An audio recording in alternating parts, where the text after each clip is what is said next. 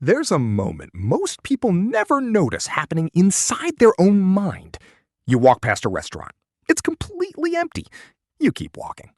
A few doors down, there's another restaurant. Tables crowded, people laughing, a line forming at the door. You haven't seen the menu. You don't know the prices. But something shifts in your brain almost immediately. That one must be better. You've just experienced one of the oldest instincts in human history, and it didn't start with restaurants or social media or five-star reviews. It started somewhere far more dangerous, on the open plains of prehistoric Africa, where making the wrong decision didn't just cost you money, it cost you everything. Picture it. A group of early humans moving across a vast savanna. There are no walls, no shelter nearby. Predators are everywhere. Not hypothetically, but literally right now, hidden in the tall grass. Then suddenly, without any warning, someone at the edge of the group starts running. Nobody stops to ask why. Nobody forms a committee. Nobody waits for an explanation. They run.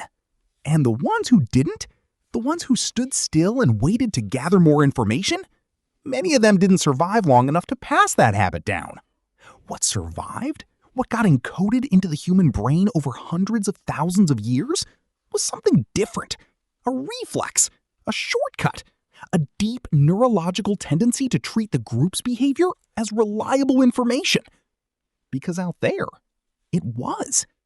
If the entire herd of animals nearby suddenly scattered, something was coming. If every member of your tribe started moving toward water, there was probably water. If everyone around you showed fear, fear was the correct response. The crowd wasn't just comforting. The crowd was data. Researchers who study this ancient wiring have given it a formal name, social proof. But the concept is far older than any psychology textbook. It works like this. When human beings feel uncertain, the brain doesn't shut down and wait for perfect information. Instead, it does something remarkably efficient. It scans the environment and asks, what are other people doing? And then it uses that as a guide. Most of the time, this works extraordinarily well. If every driver ahead of you on the highway suddenly slows down, you don't need a reason to brake. If you're in a new city and every local avoids a particular street after dark, you probably should too. The crowd absorbs enormous amounts of information and distributes it silently. You benefit from thousands of small decisions other people have already made, without needing to make them yourself. But something even stranger was happening as human civilization grew more complex. This instinct, originally designed for survival, began operating in environments it was never built for. Think about the tulip mania of 17th century Holland.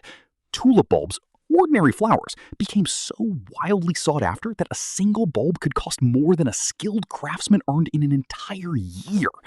People weren't buying tulips because they had independently determined that tulips were worth that much. They were buying because everyone else was buying. And everyone else was buying because everyone else was buying. The crowd had become the justification for itself. Then the price collapsed, almost overnight, and thousands of people lost fortunes they couldn't recover.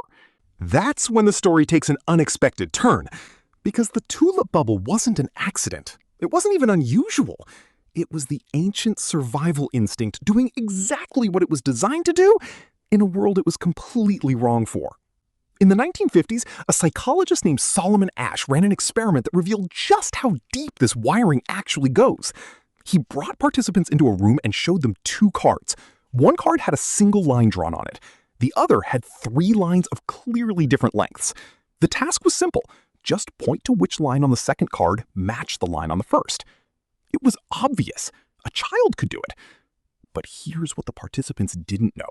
Everyone else in the room was an actor, and those actors had been instructed to confidently give the wrong answer.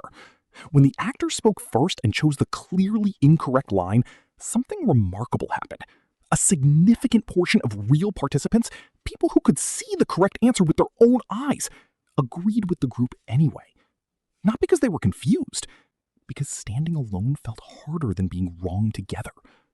That result has been replicated across cultures, across decades, across completely different contexts. The pull of the group isn't a personality flaw. It isn't weakness. It is quite literally how the brain is wired. Now, fast Fast forward to today, and you start to see just how completely this ancient reflex has been captured by the modern world. A product appears online with 40,000 reviews. You haven't tested it. You know nothing about the manufacturing. But 40,000 people can't all be wrong, can they? A video accumulates 10 million views in 48 hours. It must be important. It must be true. 10 million people wouldn't share something meaningless, would they? A stock starts rising and everyone seems to be buying in. You weren't interested last month, but now there's momentum, and momentum means something, doesn't it? Marketers didn't invent this dynamic. They just learned to simulate it. Sold-out labels, trending tags, countdown timers, wait lists. They aren't advertising a product. They're manufacturing the appearance of a crowd. And the ancient brain responds exactly as it was designed to respond 200,000 years ago on a savanna that no longer exists. Most people never realize this is happening. But here's what makes this genuinely fascinating, and what most conversations about herd mentality completely miss. The instinct isn't bad. In fact, it may be responsible for some of the most meaningful things humans have ever done together. After natural disasters, when volunteers begin arriving and word spreads that people are helping, donation rates and volunteer numbers don't just increase, they accelerate. The crowd effect pulls generosity forward the same way it once pulled panic forward. Studies on environmental behavior show that people are far more likely to conserve energy, recycle, and reduce waste when they believe their neighbors are doing the same. Not when they're shown statistics about the planet, but when they understand what the people around them are already doing. The herd doesn't only amplify fear and bad decisions, it amplifies whatever is already in motion. The question is never whether the crowd is powerful. The question is what it's moving toward. So where does that leave us? We are not broken for feeling the pull of the group. We are not naive for wanting to know what others think. That instinct built our species. It built cooperation, culture, and every city that has ever existed. But the world that instinct was built for had something the modern world largely doesn't. The crowd around you was made of people with real skin in the game, facing the same predators, drinking from the same river, surviving the same season.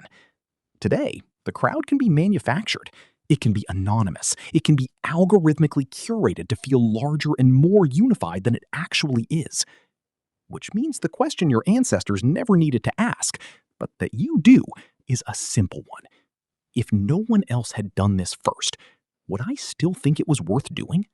That question doesn't make you contrarian. It doesn't make you suspicious of everything. It just creates a half-second gap between the ancient reflex and the modern decision. And in that half-second gap, something unusual happens. You get to choose. The next time a crowd forms, online, in a store, in a market, in a conversation, you'll feel that familiar pull. Everyone does. The difference isn't in whether you feel it. It's in whether you pause long enough to ask where that crowd is actually going.